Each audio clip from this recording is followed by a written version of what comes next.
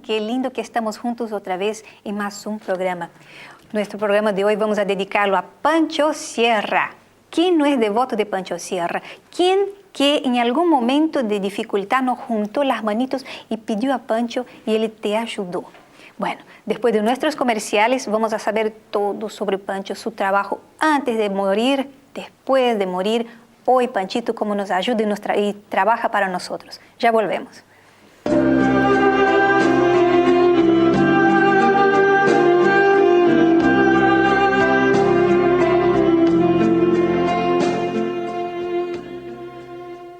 Ahora la madre para los chicos tienen el Thermo-Kiss. El Thermo-Kiss es ibuprofeno al 2%. Disminuye la fiebre, calma el dolor y la inflamación de los estados gripales. Las madres contentas por su rico sabor. Los niños ya no se resisten a la medicación. Para ellos tomar el Thermo-Kiss es sentir un alivio inmediato. Entonces ellos lo buscan, ellos lo necesitan. El ibuprofeno es eficaz para los dolores, eficaz para bajar la fiebre y disminuir la inflamación. Se utiliza mucho no solo en procesos gripales, sino en todos los tipos de dolores, dolor de cabeza, dolor de dientes, dolor de garganta. El Thermo-Kiss es lo que estábamos esperando por su nuevo sabor, por su nueva composición. Ibuprofeno al 2%, sin aspirina. El ibuprofeno viene en jarabe, viene líquido, en solución. Y tiene un muy lindo sabor. Es un gusto a frutilla, que los chicos lo requieren, lo piden, y las madres contentas y aliviadas. Ya no hay que resistirse más con los niños. Ya las madres no pelean más para la medicación de sus hijos. Ahora, desde que salió Thermo-Kiss, soluciona el problema de la gripe, de los dolores, disminuye la temperatura y calma a la familia. Tener un niño con temperatura no es solamente el niño, sino que es toda una familia que está detrás de un cuadro. A la temperatura hay que respetarla. Después de los 37,5, 38 grados, Thermo-Kiss y vamos a dormir tranquilos.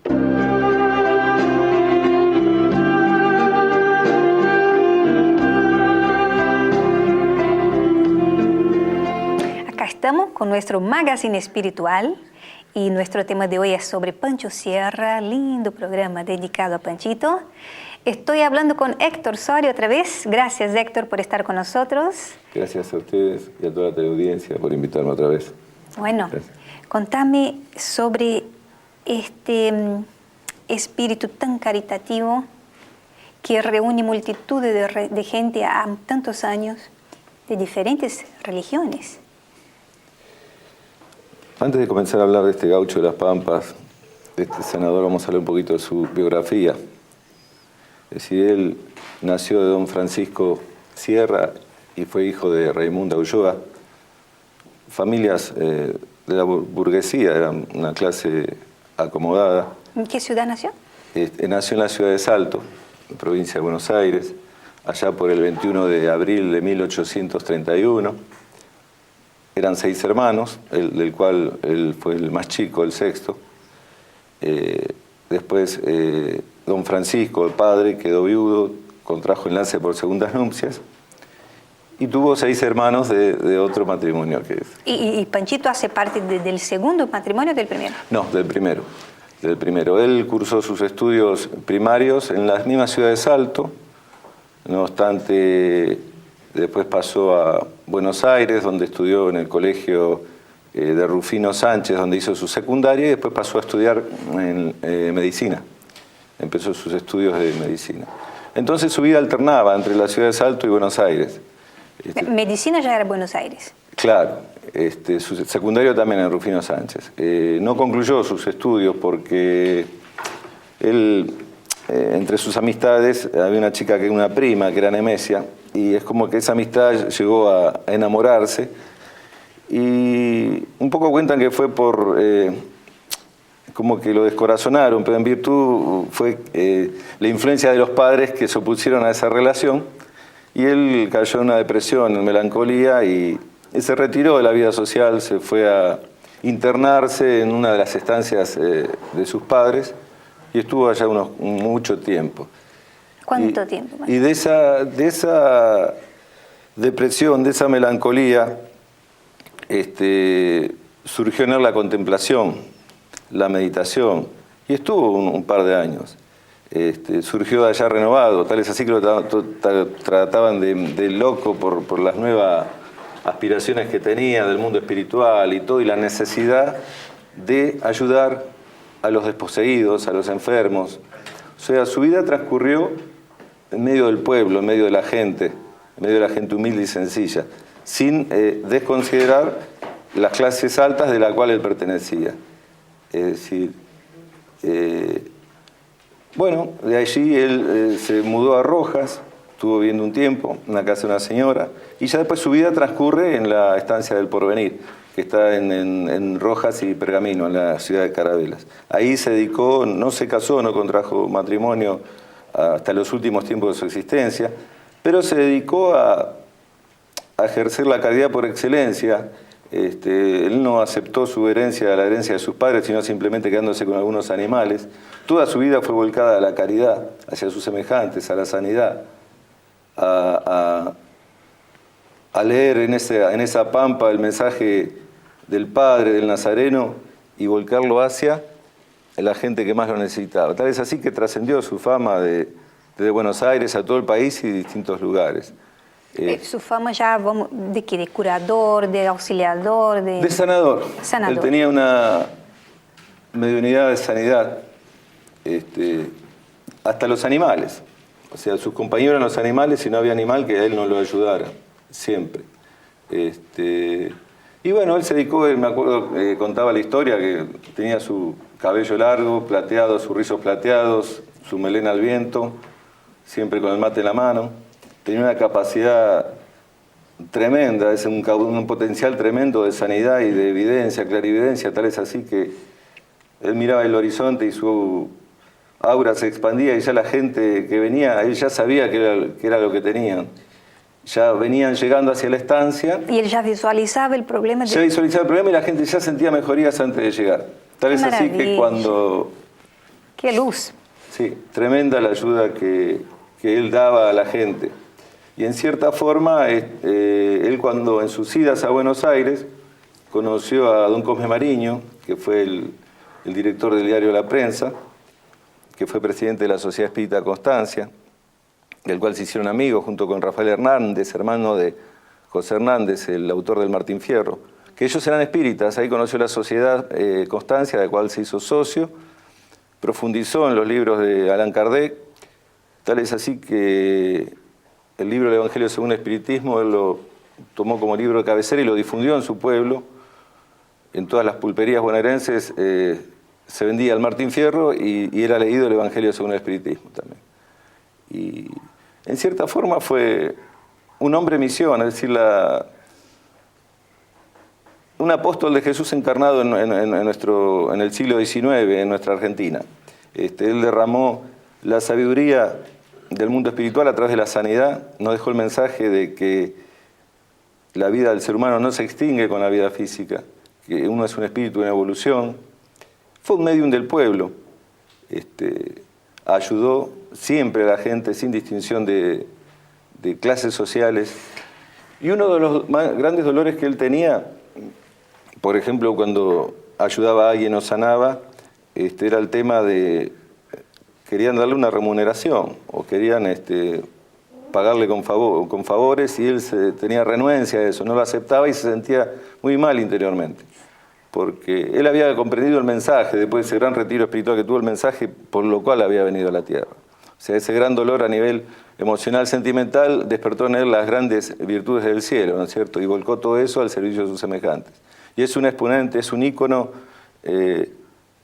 actual tremendo de lo que es el pueblo, la humildad, la evolución del ser espiritual en las entrañas del pueblo. Y siempre ayudó a sus semejantes. ¿Se llegó a formar en medicina? No, no se alcanzó a recibir.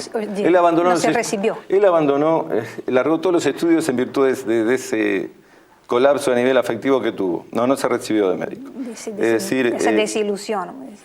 Claro, él fue como un retiro espiritual, que ahí en ese retiro que él hizo, él despertó a la gran realidad. Se hizo muy amigo de don Cosme Mariño. Cada vez que venía a Buenos Aires iba a las sesiones de la Ciudad Constancia. Muchísimos amigos, también Rafael Hernández, que era senador, diputado, y también era orador espírita. Ovidio Rebaudi, también un médico también de Paraguay, que también era socio de la Sociedad Constancia. Y ahí se dedicó a ayudar a toda la gente, a todos los que venían de todos lados. Pero nunca quiso recibir remuneración. Y había romerías para hablar con él. Era un desfile de gente, es decir... de todos lugares. De todos lugares venía, de todos los lugares. Tal vez así cuenta una anécdota de la capacidad que él tenía, que era uno de los empleados de uno de los hermanos de él, que iba y venía a la estancia del Porvenir. Él iba entrando a la estancia y aparece un avestruz que sale corriendo el avestruz. Y este peón se arrimó, Doroteo se llamaba, se arrimó y había un nidal de huevos.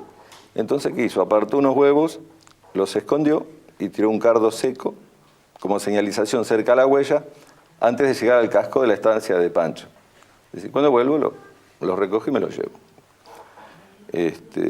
¿Qué tal, Dorotea? ¿Cómo te va? ¿Qué es esto que el otro? Mirá, dice, está bien, no está mal, dice, que te lleves unos huevos, pero avísame, no necesitas escondérmelos, dice. O sea, podés llevarlos, pero no los escondas. O sea, el aura de él era tremenda porque abarcaba todo el mismo casco de la estancia, la expansión que tenía de su capacidad clarividente, mediúnica y de sanidad. Y un poco encarnó el mensaje del Evangelio de Jesús, ¿no es cierto? Fue un apóstol de nuestro tiempo y su proyección sigue. Él desencarnó en el año 1891, un año antes contrajo enlace con una chica mucho menor que él. Él ya sabía que iba a desencarnar, que iba a morir. Vivió apenas 60 años, pero no conoció a su hija, que se casó con Leonor Fernández, se llamaba. Y después tuvo familia, su esposa, a los 7 meses después de que él falleció, y tuvo una hija que se llamaba Laura Pía, que él no la conoció. Esos son los caminos de la vida. No la conoce. Porque no alcanzó tiempo. Claro, porque desencarnó justo en una época, dice que por ahí por Rojas y Pergamino, una época de sequía, de polvaredas. Los animales sufrían mucho el polvillo, muchos animales morían asfixiados. Es como que la naturaleza se conjugó en esa situación. Pero él vivió, no escribió, no dejó nada escrito. Amó mucho lo que es la guitarra, tal vez así que se ponía a la vera al río a tocar. Le gustaba la música. Le gustaba la guitarra y la poesía. Era muy místico, muy retraído en eso y hablaba el lenguaje del campo, de la naturaleza. Estaba imbuido de esa pureza y difundió la doctrina espírita en el campo, entre los campesinos. Y hasta el día de hoy es uno de los íconos argentinos más grandes que hemos tenido, porque su vida fue un ejemplo de él no dejó un legado, no dejó un sanador que lo sigue, que continúe su... Un discípulo. Un discípulo. Él lo único que dejó es un mensaje. El legado de él es un mensaje de sacrificio en pro del bien y de la caridad. Bien. Que uno, en forma abnegada, sirva a la práctica del bien sin pedir nada a cambio, ayudando a los más desposeídos. A los más necesitados. Tenemos que ir a una pequeña pausa y ya volvemos con nuestro tema de hoy, nuestro programa dedicado a Pancho Sierra. Ya volvemos.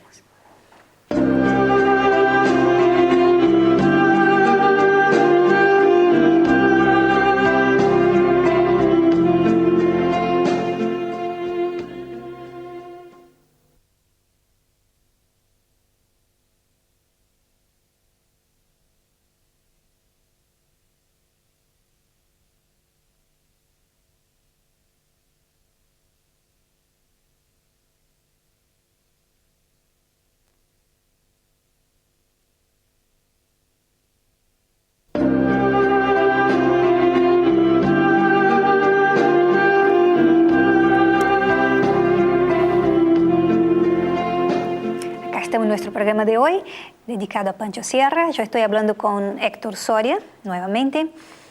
Vamos a salir de la parte de la biografía de Pancho y quiero saber el siguiente, porque prácticamente lo que lo introdujo, lo llevó al camino de un crecimiento espiritual fue la búsqueda por querer sanar su gran dolor.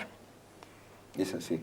la imposibilidad de estar junto a su amada, que es un dolor, es uno de los dolores más grandes de todo ser humano, sea antiguamente, hoy y siempre.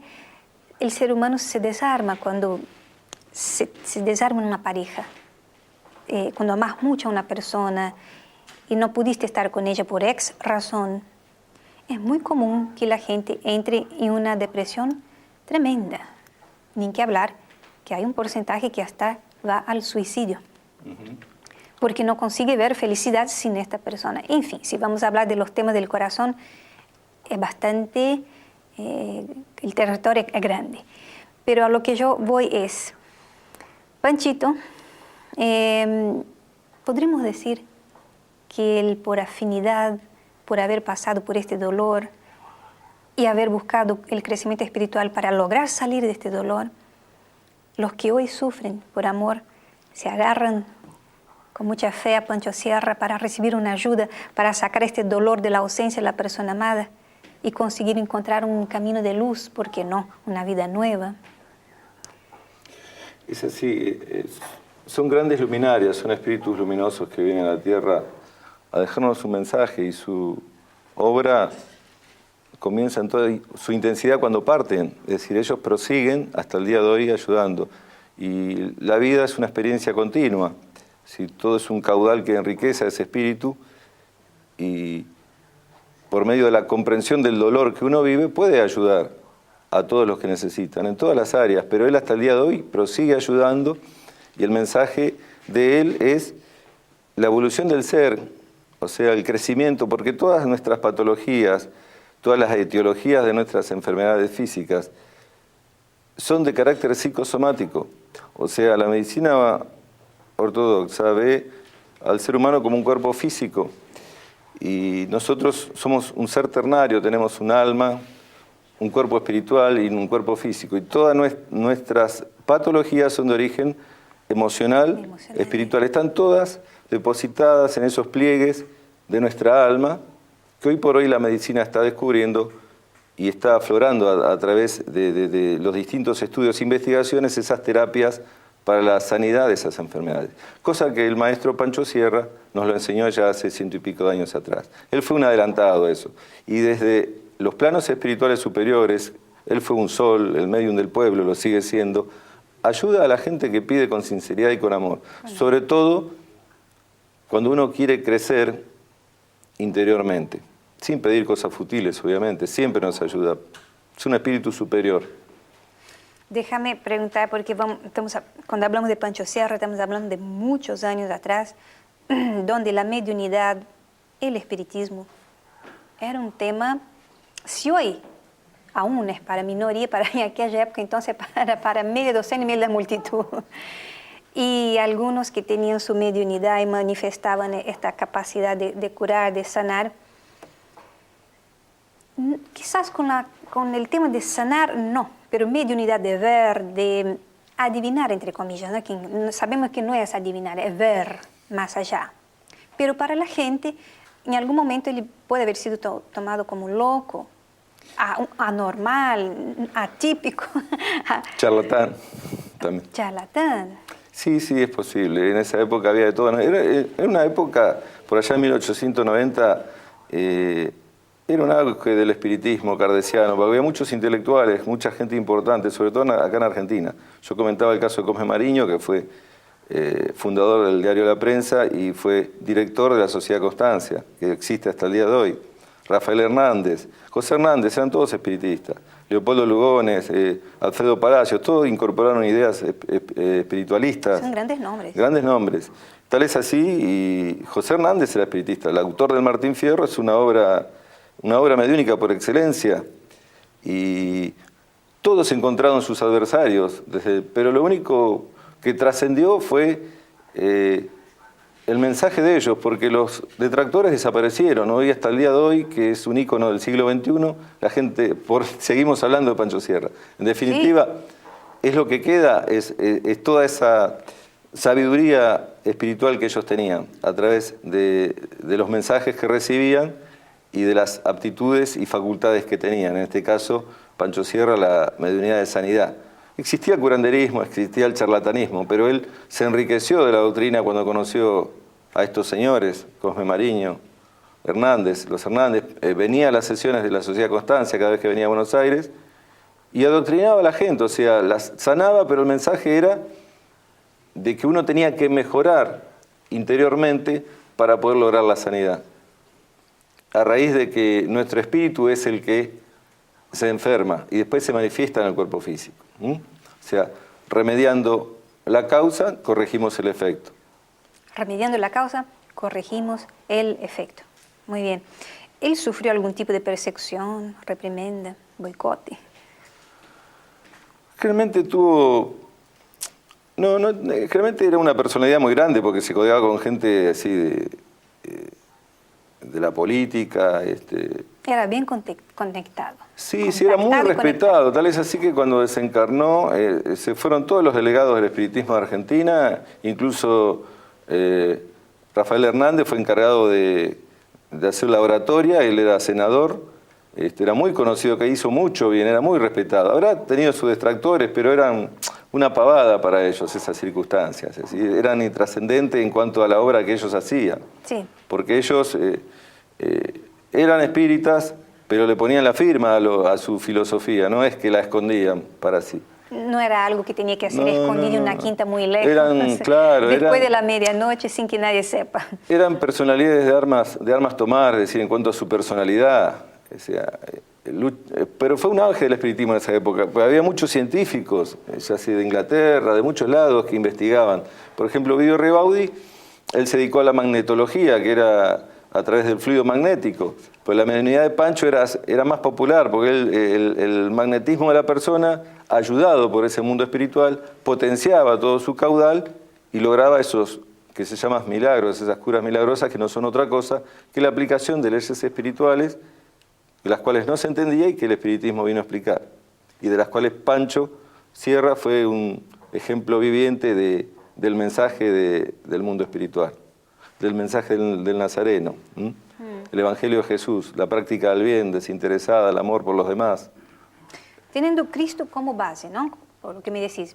Porque mi pregunta siguiente justamente era, pues yo escucho mucha gente hablar de Pancho Sierra, devoto de Pancho Sierra, hace alguna peregrinación o prende una velita y no es necesariamente espiritista.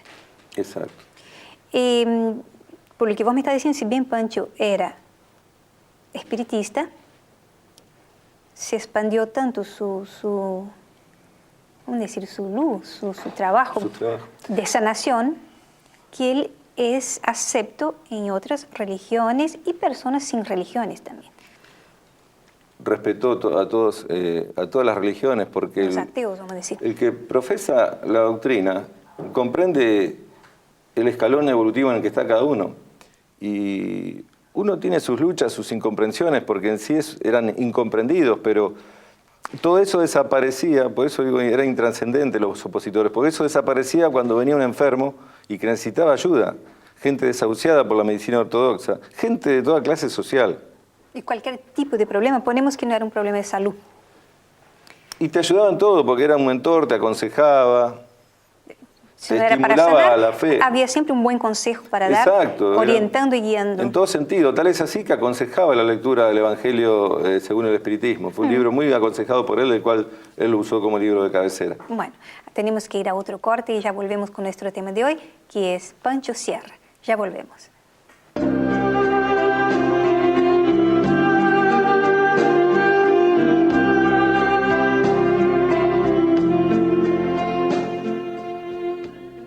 Para los dolores musculares, para los golpes, para las torceduras, para los dolores reumáticos, Salicren Crema alivia el dolor y aumenta la movilidad articular.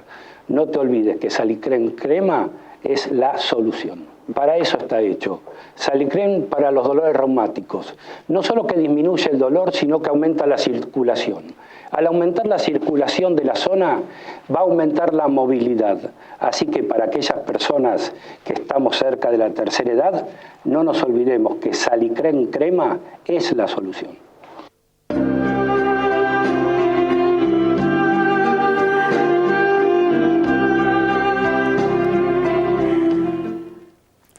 Estamos de vuelta con nuestro programa de hoy, nuestro magazine espiritual. Estamos hablando de Pancho Sierra. Estoy hablando con Héctor Soria. Y después de hablarmos de su biografía, bibliografía y toda su atención a los necesitados, antes de te hacer la pregunta final, yo te voy a preguntar porque se me cruzó una curiosidad, porque siempre cuando hablamos de San Francisco de Asís, Pancho Sierra y tantos santos, espíritus de luz caritativos, siempre dedicados a la multitud de necesitados, los descamisados, en fin. El pueblo. El pueblo. ¿Y el rico? No merece una caridad, no merece una atención de Pancho. Él por ahí que es rico económicamente, pero en su espíritu es muy humilde. La humildad es una virtud. Él ayudaba a todos por igual. A todos por igual. A todos por No igual. es pecado ser rico. Y lo sigue haciendo, y lo sigue haciendo. Es el espacio. Es un sol que ilumina a todos los que lo mentalizan, que lo invocan. Sigue ayudando a todos por igual. Él se abocó a las clases más necesitadas, ¿no es cierto?, a los desahuciados. Cabe señalar que en esa época no abundaban médicos rurales, no era, o sea, era un bálsamo donde estaba, no había médicos como hoy por hoy. Entonces era muy necesario. En aquella época, antes de desencarnar, antes de morir, mismo no ha habido concluido sus estudios y recibido su diploma, él iba en misión de medicina a atender a las personas, o por no haberse recibido, iba como médico espiritual aún encarnado. Él descubrió sus facultades en virtud de esa melancolía y depresión que tuvo, pero por esa depresión que él tuvo dejó sus estudios de medicina. Todavía no había despertado en él ese don de curar. Después, cuando él despertó esa mediunidad en él y ese mensaje superior que recibió, que comprendió su misión, después se volcó a eso, a ayudar a todos. Siempre en su estancia del Porvenir, ahí en Carabelas, entre Rojas y Pergamino. Siempre él trabajó ahí en su estancia. No se sabe por qué no se casó de nuevo o se enamoró. Se casó de nuevo. un año antes de desencarnar. Sí, me dijiste. Un año antes se casó. Y no alcanzó a ver la hija. No alcanzó a conocer a su hija, Laura Pía. Gracias, Héctor. Gracias a todos por haber ustedes. estado con nosotros. Nos vemos en nuestros próximos programas.